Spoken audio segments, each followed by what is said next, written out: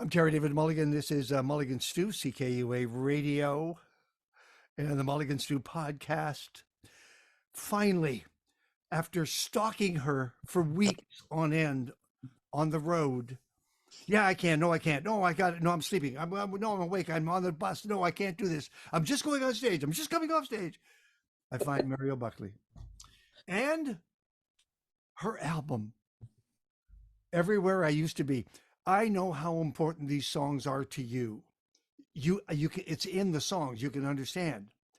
How good is it to finally have an album in your hand that you can say, "Here's my music." Feels pretty good. It's pretty cool. Thank you for saying that. You can tell they mean a lot to me because I feel like it's obvious, but it means a lot to hear that. And yeah, I'm pretty over the moon to have this recording done for sure. Thing is that you open your heart to us, which is always the thing that astonishes me about songwriters, that they open their heart because they're alone. They're by themselves. They're just in a room working, and all of a sudden, months later, you're singing those songs over and over and over again on the road and opening up your heart to thousands of people. It's a crazy life. Oh man, well I appreciate you saying that too. Gosh, you have more respect for me than I have for myself. It's crazy. It is a weird feeling to like see those songs kind of live in your brain and then come out on paper and then yeah, just like you said, now we're playing them for people and it's just like it's crazy to see that ripple out and how people connect with them differently. It's And you pretty also crazy. have to you also have to decide how much you want to reveal of yourself. Yeah, I think that was like a tough thing for me is that, in the past, I think I didn't necessarily know what and how much I wanted to reveal. And now that I'm a bit older and, I've had some time to reflect on that, it was a little bit easier of a realization to come to. Older and wiser. Well, older. Don't know about wiser yet. Oh, I Maybe, see some wisdom in here. I see some wisdom. yeah, could be a little bit, Terry. A little bit. I tell you what, you're wise at. You kind of know where you want to go. You know where you want to get to. Yeah, I You do. do. I feel You like I do know. like that. You do like that center stage, and you do like that microphone. I do. It's like the best part of the job, and that's like where I feel the most comfortable. And it's like, yeah, it's the best part. I do really love to just play shows. When I was trying to find you, you were out on the road with those cute little Landreth brothers. Oh, they're so cute. You're so right. Oh, they're dreamy, Madge. They're so dreamy. Tell me about it. Whew. And so where did they take you? Well, this first leg, they took me and my steel player Ryan to pretty much all of Toronto. We covered pretty quickly, and then we did kind of the north and southeast of the states. So Philly, New York, DC, and then we went into Nashville, Chicago, and Minneapolis. And it was like such a whirlwind. We drove the whole thing from Edmonton, but it was so fun. It was like one of the most fun tours I've ever been on.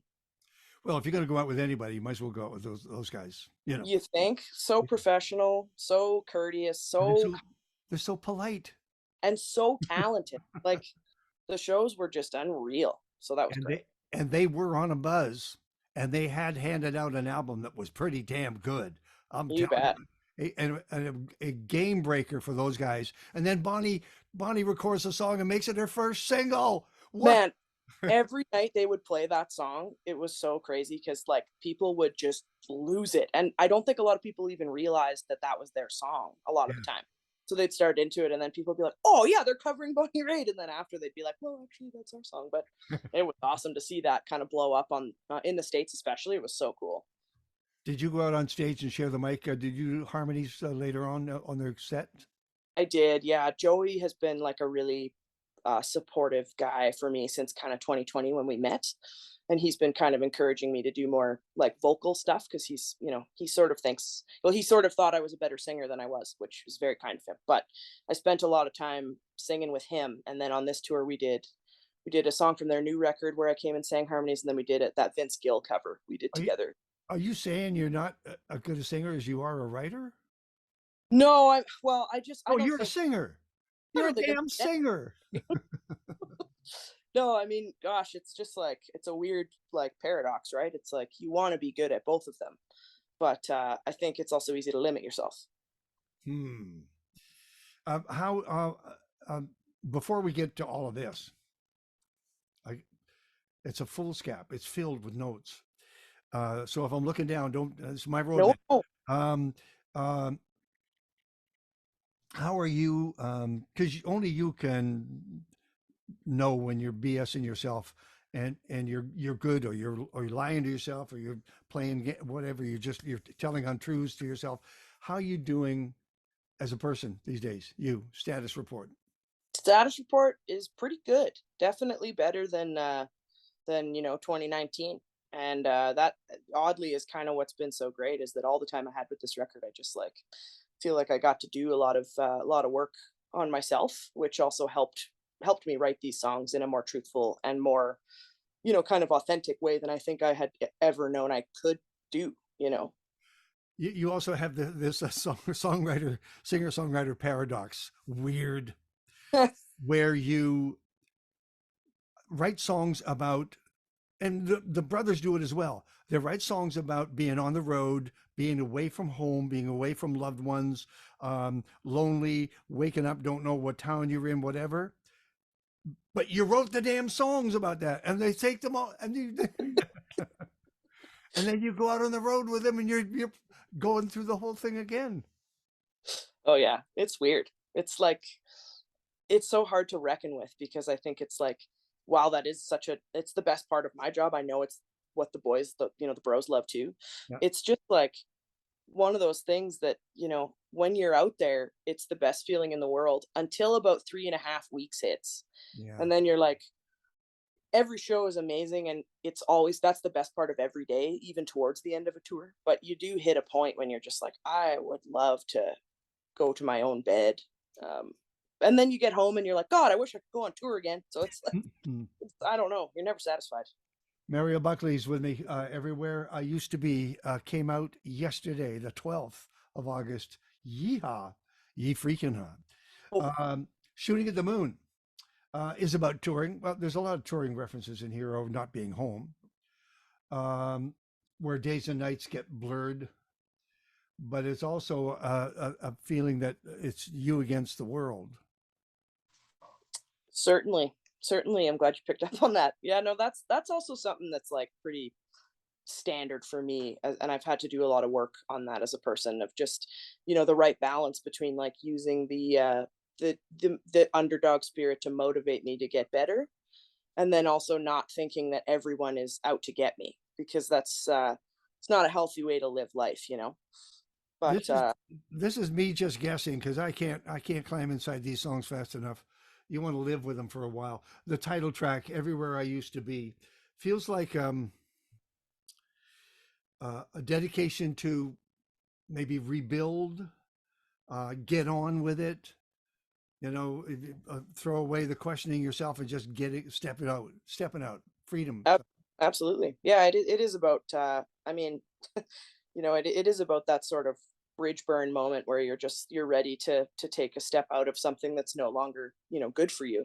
And I think I talk about that a lot in songs that I write, but this one felt a lot more intentional. And I think you do the thing where you have 2 years off to just like stare at yourself, and then also like you just get older. It's just a natural progression.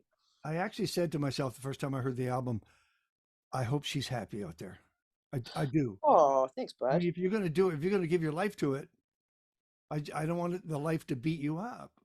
You know what though? These songs and getting to share them and having thoughtful conversations with people like you is like, it's what makes me feel better about all this. Getting the So songs out, I feel great. I'm like better than I've ever been, probably. and So that's healing in itself.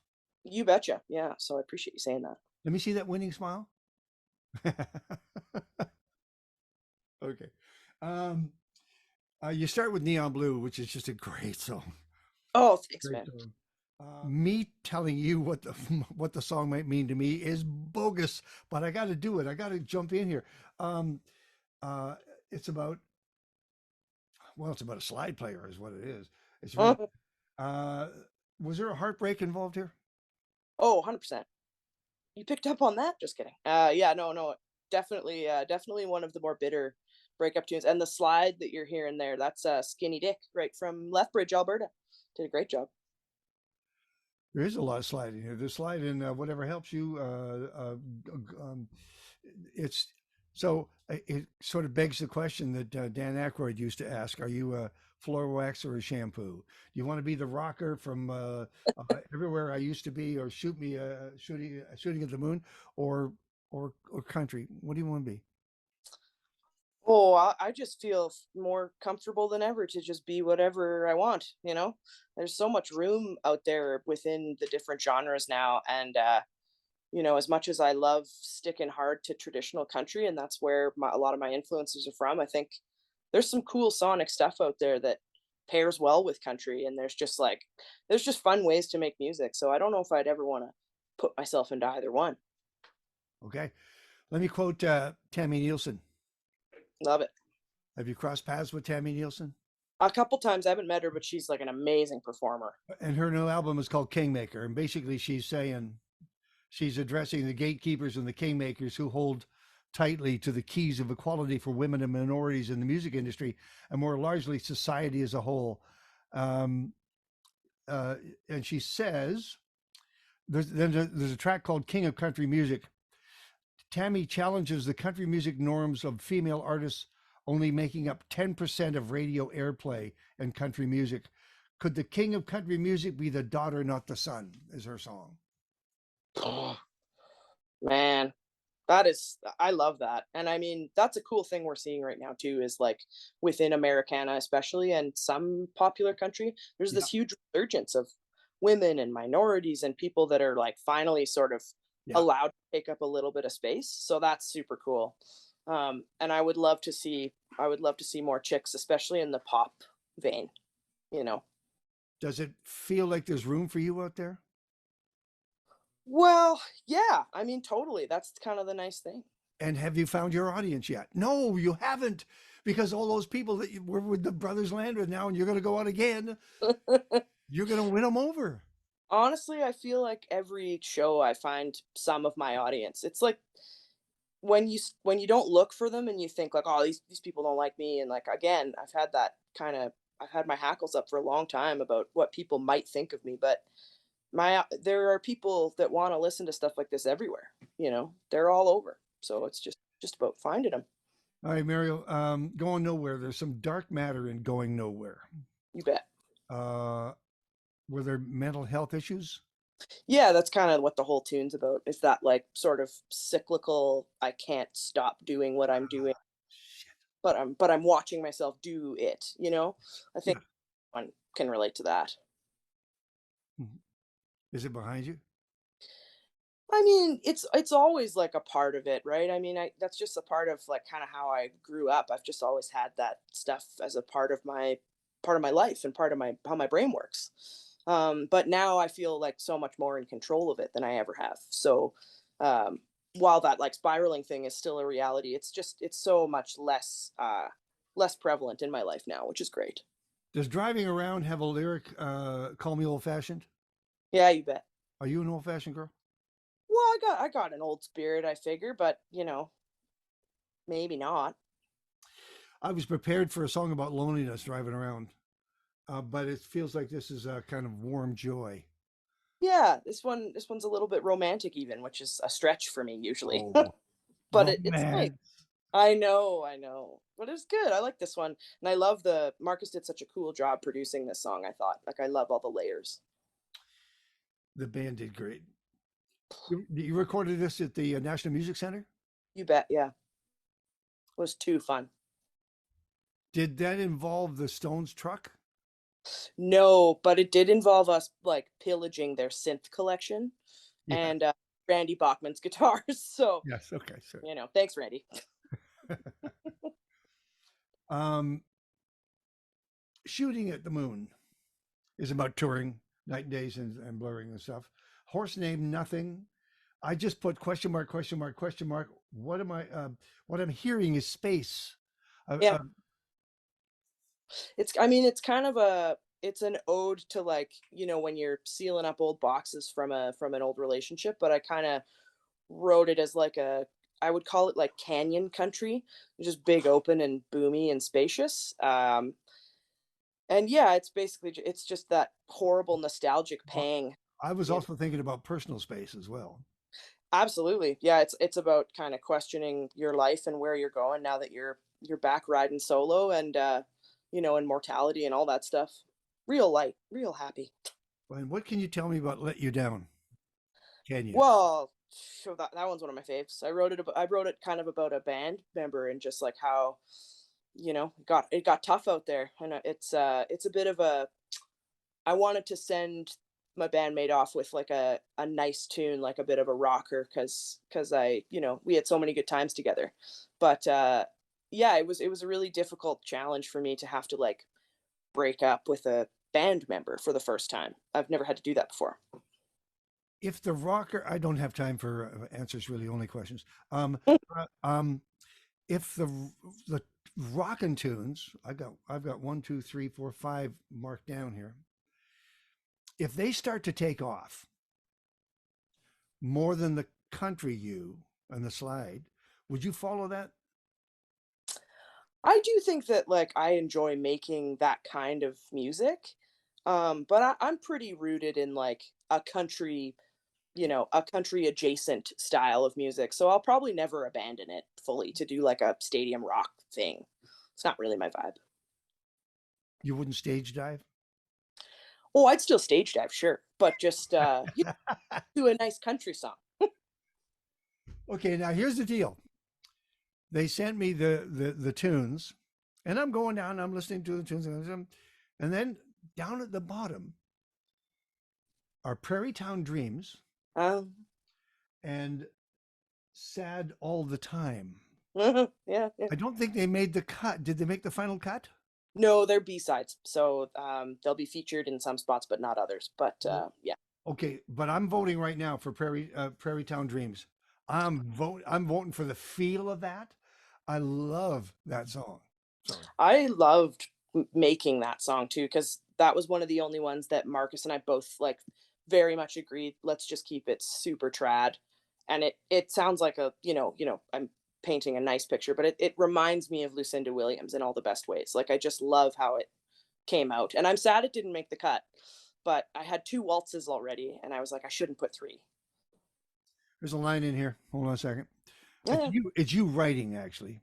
Special under your special thanks on the album. Oh, I hope that these songs offer some catharsis. I wish you comfort in your darkest moments, some under a neon sign and the warmth of a 3 beer glow, some on an all night drive far away from home. You're writing to special thanks, but you're also writing to yourself, I think. I think so a little bit. Yeah, it's been an important thing for me to like not rob myself of like the joy and sort of like satisfaction of having made this record. It took me a little bit and some lessons. So maybe I am writing to myself a little, Terry. How about It's that? very, yeah. Um, um, you have taken yourself to task from time to time about drinking too much. How you doing on that end? Oh, great. Yeah, honestly, the older I get, the worse the hangovers get, the less worth it becomes. And I've got a pretty okay sense of self discipline. I think that I was drinking a lot back in the day just because I had too much going on and I didn't know I had so much anxiety about what was going on in my career and in my life. And I needed something to help me kind of deal with that. But feeling a lot better now. So thanks for asking. Could that be maturity, do you think? I really, I actually do think it might be, which I'm hesitant to admit, but I do think, yeah, I think I did a little bit of growing up, which was necessary. Where do you start your next tour? So I've got a couple things here in August. We've got a Tom Cochrane gig, and then me and Ryan fly to the UK, and we start in London with the Bros Landreth again. We're in like, That'd be London, Ontario, no, London, UK, London, England, London, England. the Yeah. So town of London, England. Okay, I fine. think so. Yeah. First time overseas. So we do kind of the UK for about 10 or 11 days. And then we go to Germany and Denmark for the last 10 days. Do you remember the first 4 dates you ever did? Oh my God. What was the first one? Oh my God. Like dates, like a run of dates or just first four shows ever? It's on your website. I'm just going to hold you to it. Oh my God. It was Let's on think of first January of 2019, I think. Folk Alliance, probably. Winter Eruption. Interruption. Yeah. In Regina. with Then you Tom. did a house concert in Edmonton. Yeah. In Pine Cone Opry, Bo's Bar and Grill in Red Deer, Right here. Yeah. the Silver Skate Festival, Harlech Park in Edmonton, Sound Yeah. Off Festival in Calgary. Now look at you. You play in London, damn England. Oh, it's crazy. I'm very excited to go overseas. It'll be really fun. And it'll still be you. It'll still be me, man. I can't I can't not do that. Are you getting new outfits? I mean, I've got a couple nicer stage items for the bigger rooms. I'm very uncomfortable with like being that, like being dressed up for the Why? show. That's Why? my one thing that I struggle with. I don't know. It's just like it's hard for What are me you, to what are you most comfortable in? like jeans and a shirt. So I often just wear that. Yeah. Yeah, honestly. Look at this. Brothers Landreth taking you out and going crazy. You're going to steal their hearts out there. Glasgow, Manchester, Oxford, Amsterdam, Hamburg, Berlin, and uh, and you end in Denmark, and then it doesn't. I mean, who knows where you go from there? Oh, well, we have a large tour in October releasing this record actually. So the dates will be announced for that soon. You'll be back in Alberta, obviously, and out west. Play Vancouver Island, please. Thank you. You bet. Where are Just you? When's the last time you rode a horse? Oh, Terry, I'm gonna disappoint. I've never been on a horse. Never been Horses, on a horse? they scare the shit out of me, man. They're so scary and big. Have you seen Beyonce's horse? Yeah, I want that horse. That one looks awesome. Okay. Listen, we are going to play the hell out of this album. Oh, thanks, man. I But appreciate that. I don't know if you've noticed, but there's not many stations like CKUA. No, and I was gonna say, you're asking about contemporary country, but like, really, I just think that what you guys have done for me and so many Albertan artists is like is immeasurable and so much more helpful in the grand scheme of stuff. When we, as you know, every 6 months we go fundraising because that's what we are, donor supported.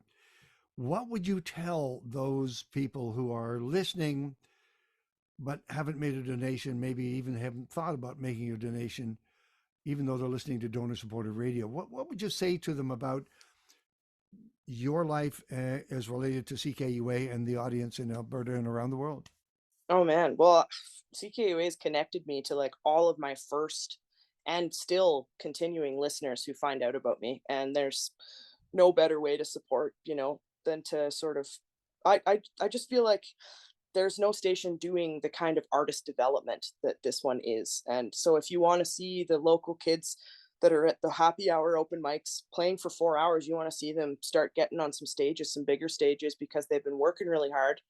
Stations like CKUA are what are going to make it happen. They're on all the folk fest sites in Alberta interviewing those same artists. They're paying attention to who's coming up. They're recommending them for slots.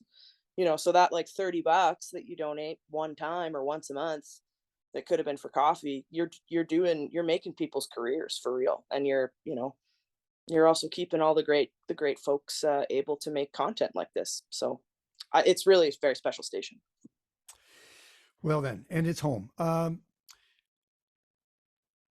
last thought. Where do you go from here? Where does this lead? What's the dream? The dream is just to make more records and just keep playing shows and have more and more people feel like they're seen in the tunes and that they connect with them. And then yeah, make another record, do it all again, do it till I'm dead. It's like the best job ever. Ever. Ever. Okay. Go get yourself a brand new fresh t-shirt and jeans and wear those damn things. You be comfortable out there, okay? It's Okay. important that you be comfortable and happy on and off stage. Okay, I will.